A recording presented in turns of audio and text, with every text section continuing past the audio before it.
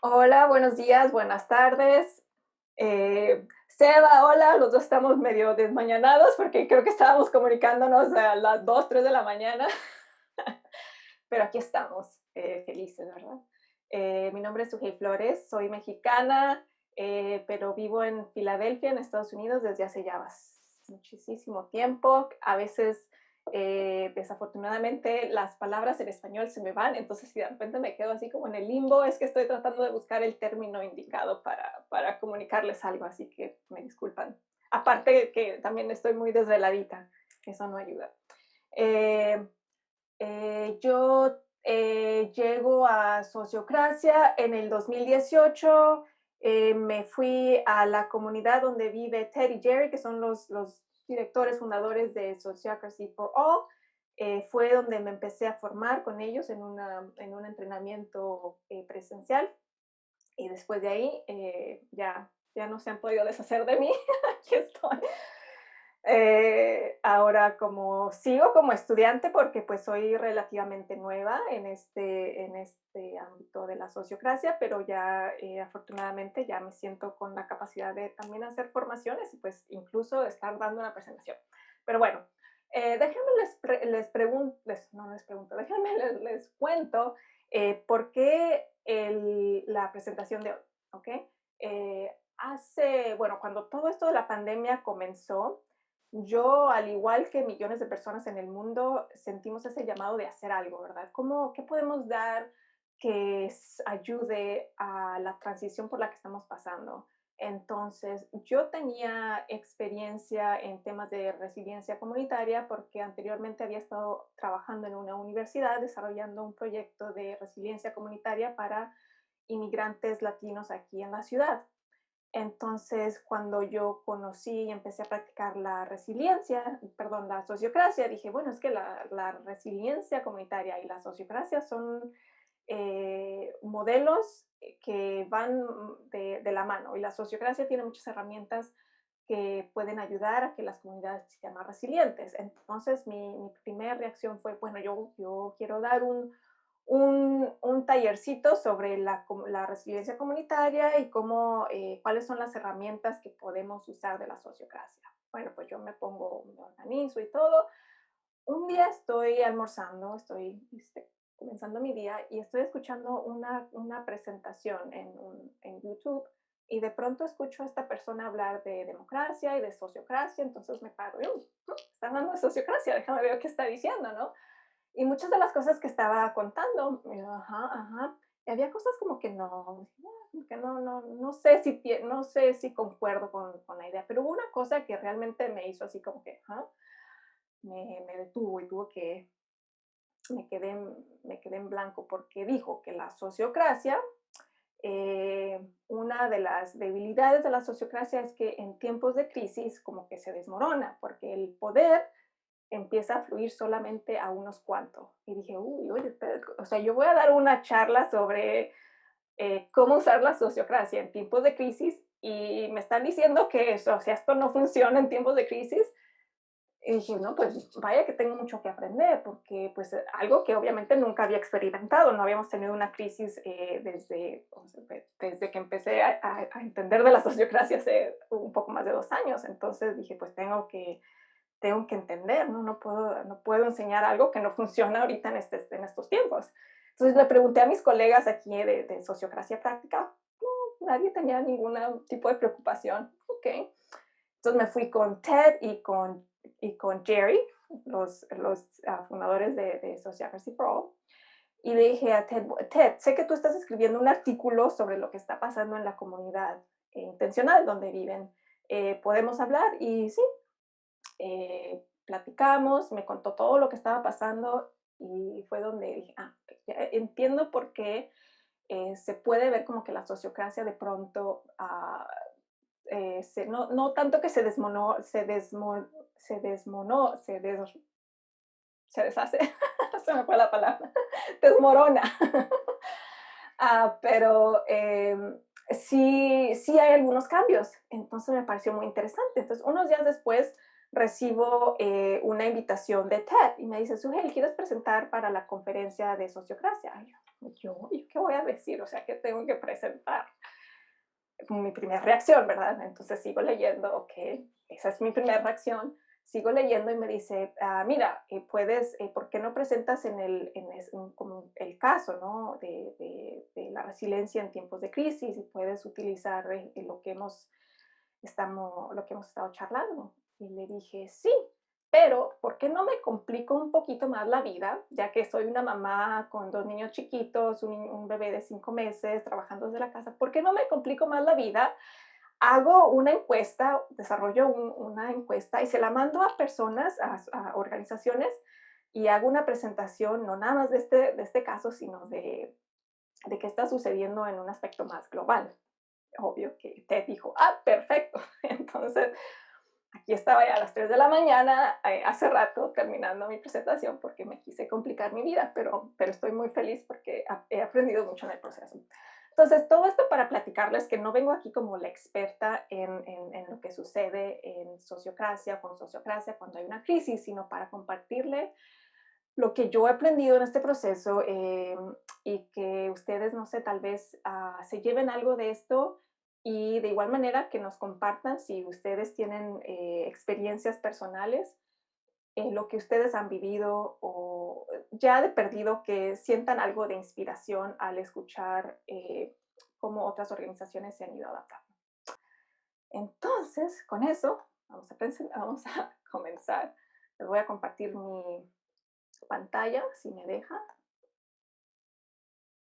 Ok. Mm.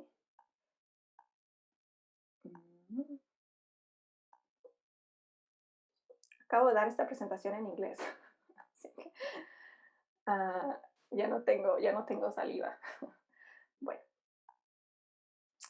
estas eran algunas de las preguntas que tenía cuando comencé a cuestionarme todo este asunto. ¿Cambia el flujo de poder? ¿Existe una tendencia, un deseo de centralizar el poder o la toma de decisiones cuando nos pega una crisis, una pandemia? ¿Se toman más decisiones operativas? ¿Qué hace que las organizaciones sociocráticas sean más resilientes? No resistentes, bueno, resistentes y resilientes. Entonces, 11 organizaciones respondieron. Hice la encuesta en inglés y en español. Tuve respuestas de Estados Unidos, Canadá, Dinamarca, Suecia, España, México y Perú. 4 de las organizaciones son empresas con fines de lucro, 3 son comunidades intencionales, 2 organizaciones sin fines de lucro, una escuela y una universidad. Me interesaba saber cuánto tiempo tenían implementando la sociocracia, porque pues sabemos que el buen conocimiento de sociocracia también ayuda a que pueda haber una más fluidez, ¿no? En cómo opera la organización. Nada más una de las 11 organizaciones tiene más de 5 años operando sociocráticamente. El resto, bueno, 5, más de 2 años, pero menos de 5, y otras 5 entre 1 y 2. Entonces, pues realmente no mucho tiempo. Y a veces sabemos que con una transición todavía el paradigma todavía el cambio de paradigma se está trabajando, nuestros propios hábitos todavía los estamos modificando. ¿Cuál es el porcentaje más o menos de los miembros con un buen conocimiento de la sociocracia? Otra vez, nada más una organización tiene el 100% de sus miembros con un buen conocimiento de la sociocracia. 75%, que sería estos acá, entre 50 y menos de 50% de sus miembros tienen un buen conocimiento. 75% de sus miembros. Obviamente depende del contexto en el que se encuentre la organización, van a experimentar un impacto diferente ante las diferentes crisis que tenemos. Entonces, les pregunté cuál crisis ha tenido un mayor impacto, y la económica ha sido la que ha tenido un mayor impacto en al menos 4 organizaciones. 2 dijeron que ninguna crisis las ha impactado, Dos, las dos, la crisis de salud pública y la crisis económica, tres, las ha impactado de igual manera, y dos, nada más la crisis de salud pública. Y estas eran sobre todo comunidades intencionales, donde la proximidad física obviamente es un factor mayor y el impacto pues obviamente es mayor.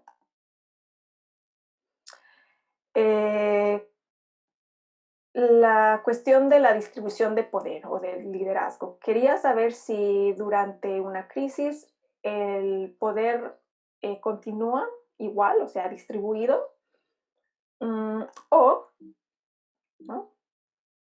Si se centraliza. Ay, se me va el dedo.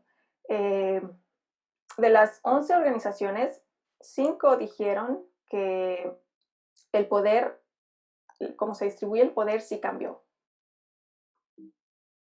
De esas organizaciones, 2, perdón, es que por más que los muevo para ver, se me mueven mis pantallas. 2 de esas organizaciones dijeron que el poder se centralizó, pero solamente durante el shock inicial. Entonces lo veo como cuando nos tiramos a una piscina o al agua, como que nos preparamos para el impacto, ¿no? De la agua va a estar fría y nos hacemos bolita, ¿no? Entonces así lo veo como que necesitamos estar como, no sé, contraídos, y luego una vez que absorbemos el shock, nos podemos relajar un poquito. Una de esas organizaciones, de hecho, ha hecho una transición o ha aprovechado este tiempo para implementar más la sociocracia. A pesar de que se centralizó un poquito el poder, ahora están utilizando este tiempo para que la organización sea más sociocrática. El poder se ha distribuido más que antes, dijeron 4 organizaciones, y 3 dicen que ahora se hacen más decisiones operativas. O sea, no, sin tener que hacer políticas, simplemente se toman decisiones. Las tensiones pues son casi inevitables en una organización, pero obviamente cuando nos pega una crisis, una tensión, pues vamos a estar como mucho más vulnerables. Nada más 2 organizaciones reportaron tener tensiones significativas, algunas cosas no se traducieron. 3 han dicho que no han tenido ningún tipo de tensión, y el resto están entre tensiones, un poco de tensiones y nada más.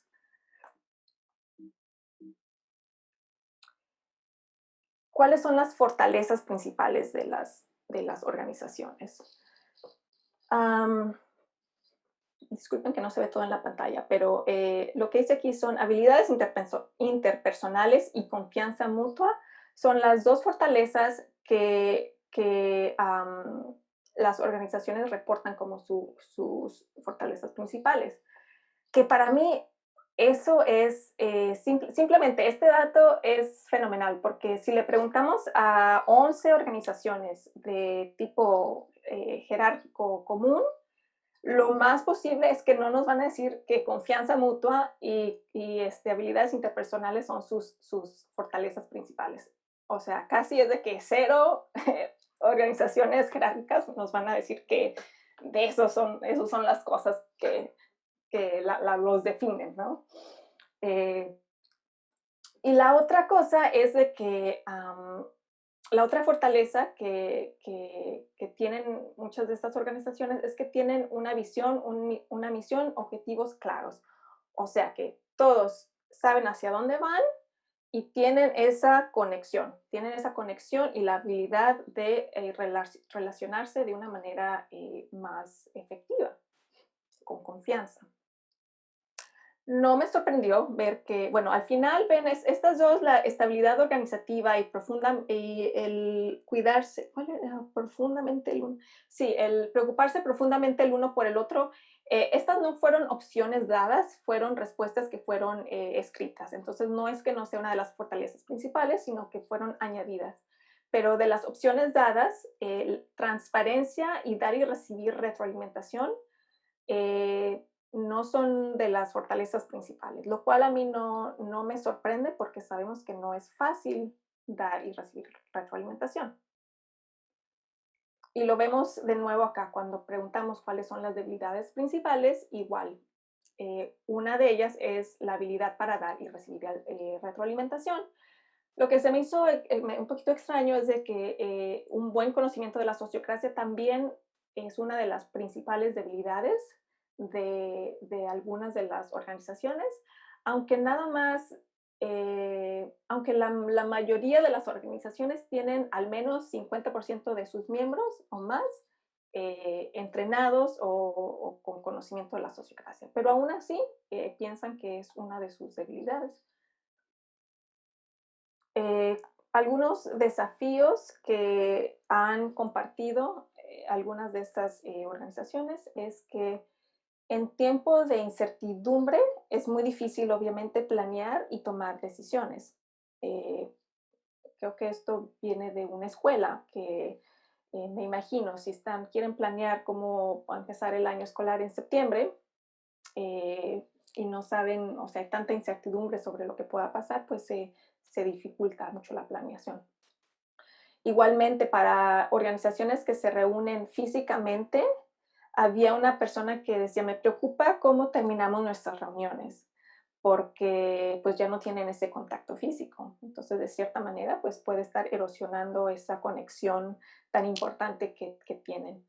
Y también a que es difícil ser transparente por no querer lastimar a alguien, las sensibilidades de alguien, durante este tiempo, que personas ya se sienten un poquito sensibles, un poquito en estado de shock, entonces pues decimos las cosas un poquito más, somos, no sé, no sé si se refiere al dar retroalimentación o al ser transparente en cuanto a decisiones que se quieren hacer, pero bueno, de igual manera, referente con el cuidado de la persona, que puede ser una cosa buena, pero ¿cómo balancear eso?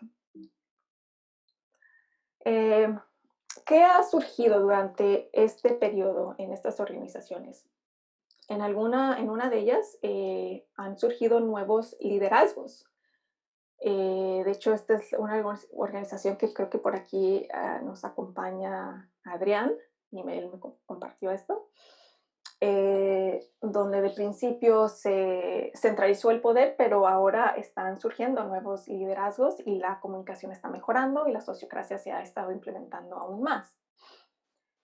Otra organización nos dijo que por la sociocracia fueron capaces de cambiar rápidamente las operaciones y desarrollar un producto que va más acorde con la situación en la que estamos y debido a eso, de hecho, la organización es ahora más fuerte y lo pudieron hacer rápidamente sin tener que pedirle permiso a nadie, simplemente se hizo de una manera muy fluida. Otra organización dijo que Sociocracia y Zoom son sus mayores fortalezas cuando hicieron análisis de, ¿cómo se llama en español? FODA, fortalezas, oportunidades, desafíos y Amenazas. amenazas, gracias. Confianza,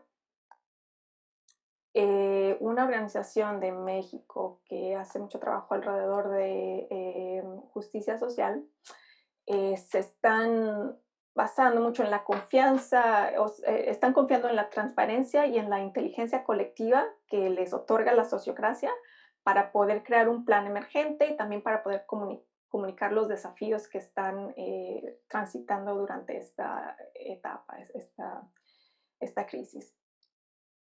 Eh, Alguien que va a dar también una charla después, creo, ajá, me compartió que bueno, no voy a entrar mucho en detalle porque seguro que él va a hablar de esto, pero lo que me pareció súper hermoso fue de que las personas han hecho más conciencia de la importancia de ser ellos mismos y de asumir sus vulnerabilidades, lo cual los ha llevado a poder tener una comunicación más sincera y más abierta y a la vez los ha llevado a poder tomar decisiones, hacer propuestas y tomar decisiones que el jefe de la empresa jamás se le hubiera ocurrido o nunca lo hubiera propuesto. Pero esto viene de empleados que son empoderados y que han hecho mucha autorreflexión y son vulnerables y se sienten cómodos exponiendo sus vulnerabilidades, también reconociendo que todos están en ese mismo, como decimos en inglés, en el mismo barco, ¿no? Eh, y hay también organizaciones que están desarrollando planes para cuidar a sus miembros, que también se me hace muy, muy bonito. Prepararse para futuras incertidumbres, cómo acoger a personas que están siendo afectadas económicamente, cómo ayudar, cómo crear un plan económico que les ayude a afrontar incertidumbres económicas en un futuro. Entonces, estas son algunas de las adaptaciones y fortalezas que han surgido, perdón, de esta etapa. Otras reflexiones y lecciones que he aprendido en este proceso, que también se basan en otras cosas que he estado leyendo, de otras situaciones, otros casos eh, en otras empresas fuera del contexto de ahora, pero en otras crisis. Bueno, sabemos que el conocimiento de la sociocracia es muy importante, como ya decíamos. Si todas las personas que tienen poder tienen el entrenamiento para saber cómo implementar o no implementar, pero si todas las partes de la organización están entrenadas en sociocracia, pues todo va a fluir de mejor manera. Pero lo que también me he dado cuenta es de que las habilidades interpersonales pueden mediar la falta de conocimiento, porque ya vimos que aunque el conocimiento en sociocracia no es una de las fortalezas principales, las habilidades personales y confianza mutua sí es una de las fortalezas y eso ha ayudado a mediar algunas de las tensiones y el falta de conocimiento. Entonces, cuando algo no está funcionando bien en una empresa, en una organización, se me ocurre que podemos fijarnos en el proceso, cuáles son los aspectos del proceso que necesitan ajustarse, pero de la misma manera también podemos ver cuáles son el aspecto humano al que podemos atender. Como sabemos, a veces hay tensiones que no necesitan que arreglemos un proceso, sino que tengamos una conexión personal con una persona, simplemente el hablar. Entonces, las habilidades interpersonales, el poder comunicarnos efectivamente, compasivamente entre los miembros, nos va a ayudar muchísimo en periodos de tensión. Otra cosa es que las decisiones se tienen que tomar rápido y cuando no hay claridad sobre los dominios, si no hay dominios bien definidos, estas brechas van a resaltar en tiempos de crisis y puede retrasar el proceso de toma de decisiones. Por ejemplo, en la comunidad donde vive Jerry y Ted, de pronto había que tomar una decisión sobre dónde se podían reunir. Y había un espacio en la comunidad que no estaba definido porque nunca había sido relevante. Simplemente asumían que estaba en el dominio de un círculo, o otras personas asumían que estaba en el dominio de otro, pero cuando llegó el momento de tomar decisión de se puede usar este espacio para reuniones sociales, ya no sabían a quién correspondía. Entonces, simplemente para recalcar que si hay que tomar decisiones rápidas, van a surgir esas brechas entre los dominios. Y pues va a tener que haber una respuesta de los círculos padres para definir quién tiene el dominio sobre esa decisión. vimos el impulso de centralizar. Lo que no sé, porque no pregunté, no recibí el contexto de esas respuestas, es por qué esa tendencia en dos de las organizaciones a centralizar el poder. ¿Quién jala? Está el círculo central, perdón, el círculo general o de misión están tratando de jalar, o sea, de hacer decisiones, o son los miembros que están en otros círculos tratando de empujar, o sea, de dejar que otros tomen las decisiones. No sé, creo que pueden ser ambas. Se me ocurre que cuando pasamos por una crisis, a veces cuando estamos en shock, lo único que queremos es de que alguien nos guíe y nos diga qué es lo que tenemos que hacer. Y de pronto, incluso en un contexto sociocrático, se nos puede olvidar que somos nosotros quienes tomamos estas decisiones, ¿no? Entonces, de principio es posible que quieramos centralizar y escuchar que alguien nos diga, ok, esto es lo que tenemos que hacer, y quizás no es que sea algo negativo, sino que en lo que los miembros absorben este shock y nos relajamos un poquito, como que se absorbe este poder un poquito, pero luego de nuevo se distribuye otra vez y los círculos más específicos toman otra vez su poder y hacen las decisiones que se necesitan. Pero de nuevo, no sé cuál es el contexto en estas dos situaciones, por qué sucedió de esa manera.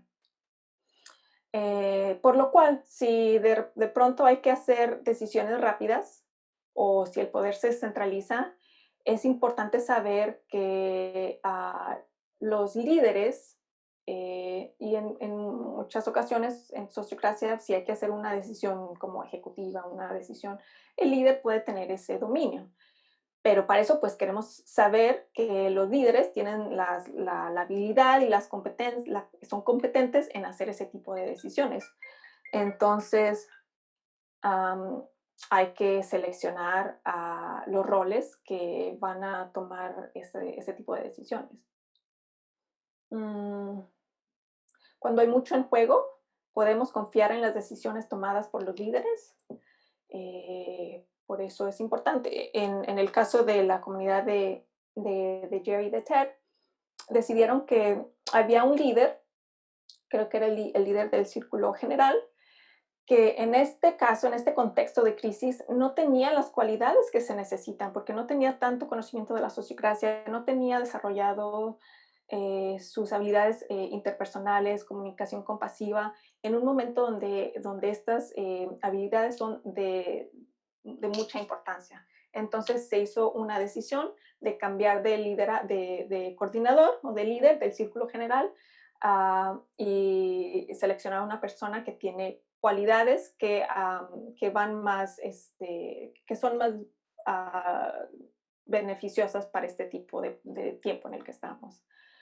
Dar y recibir retroalimentación no es fácil, ya vimos que no es una de las fortalezas máximas, pero en tiempo de crisis pues va a ser aún más difícil porque va a haber muchas emociones, mucha ansiedad, miedo, rabia incluso, puede que haya demasiada retroalimentación, muchas personas quieren contribuir, eh, o tal vez las aportaciones que estamos buscando no nos llegan suficientemente rápido para tomar una decisión o no se puede procesar lo suficientemente rápido. Puede que hayamos recibido tantas aportaciones de otras personas sobre una decisión que vamos a tomar que les afecta a muchos, pero es tanta que no lo podemos procesar todo y una decisión se tiene que hacer ya. Entonces, podemos confiar en el proceso de liberar, hacer y evaluar, donde el círculo obviamente va a hacer la decisión y se podrá evaluar en un futuro, ir evaluando dependiendo de cómo sean las cosas. Entonces, en tiempos de crisis va a haber personas que se van a sentir defraudadas, que no las escuchan y cómo nos damos cuenta de ese balance, de tener que hacer decisiones rápidas, tal vez con poca información, pero a la vez atender a las necesidades de las personas que nos quieren dar su opinión y decir lo que piensan al respecto de cierta decisión. En algunos contextos, los círculos con baja actividad podrían convertirse en los más importantes, los más influyentes, o sea, lo que sucede en una organización de pronto puede verse muy diferente cuando estamos en circunstancias muy distintas a lo normal. Entonces ninguna de las organizaciones tiene un plan para responder a una crisis. Entonces, pues, no sé, quizás no es tan mala idea explorar planes para responder ante una crisis. Por ejemplo, si hay que tomar una decisión, ¿quién la toma? De momento puede ser esta persona o esta persona y una vez que pase esa crisis, podemos volver a reunirnos y evaluar y volver a distribuir el poder de la manera que lo hacemos normalmente. Eh, en tiempo de crisis no hay tiempo para asesoramiento experto, para recopilar suficiente comentario. Entonces, es bueno tal vez pensar en esas circunstancias. Perspectiva final para traer esto de nuevo a relacionarlo con lo que estamos viviendo ahora. Los virus han jugado un papel crucial en nuestra evolución humana. Cuando un virus entra a nuestro cuerpo, nuestro sistema inmunológico va a responder, va a adaptarse y si somos exitosos, pues vamos a emerger más fuertes y mejor preparados para enfrentar futuros ataques de este virus o de este un patógeno. Ahora, comparemos eso con la definición de resiliencia comunitaria, que es la capacidad de una comunidad, y yo he agregado organización, para responder, adaptarse y recuperarse de problemas adversos y emerger más fuertes y más capaces de resistir futuros eventos adversos. Entonces, muy similar. Entonces, yo propongo que nuestro modelo de gobernanza es una parte crucial de nuestro sistema inmunológico en una organización. La sociocracia, como lo hemos visto en este sentido, parece ser un modelo muy resistente, muy resiliente más bien, que ha permitido a las organizaciones responder, adaptarse y emerger más fuertes ante la crisis actual. Los invito a que observen las fortalezas y debilidades de sus organizaciones. ¿Qué necesitas ajustar para ser más resiliente? Necesitamos más entrenamiento de todos los miembros de la organización, trabajar en nuestras habilidades personales, porque eso va a mediar mucho de las tensiones, clarificar dominios, quizá planear, tener un plan de emergencia, cómo tomamos decisiones bajo crisis, cómo, ah, cómo podemos ser más transparente. Y una de las cosas es cómo damos y recibimos retroalimentación también. Los invito a que, si eso es algo que se dificulta mucho, sobre todo en estos tiempos, podemos comenzar con evaluarnos a nosotros mismos. Si no queremos decir algo que pueda dañar a otra persona, ¿por qué no comenzar simplemente con hacer autorreflexión y compartir eso con nuestro grupo? Y así cada persona también puede autoevaluarse, que de hecho es el mejor tipo de retroalimentación que podemos recibir, la de nuestro propio conciencia, autoevaluándonos y siendo autoconscientes.